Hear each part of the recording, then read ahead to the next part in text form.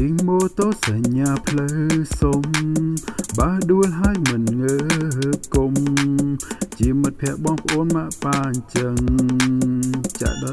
ដែលហើយស្ដាប់ដឹងញញឹមទៅបងអើយបាត់សោចង់ទៅណាខ្ញុំចង់ទៅផ្សារថោមកយើងអីគេមកបងផ្លិតចឹងប៉ុណ្ណឹងប្រយ័ត្នប្រយែងបិទ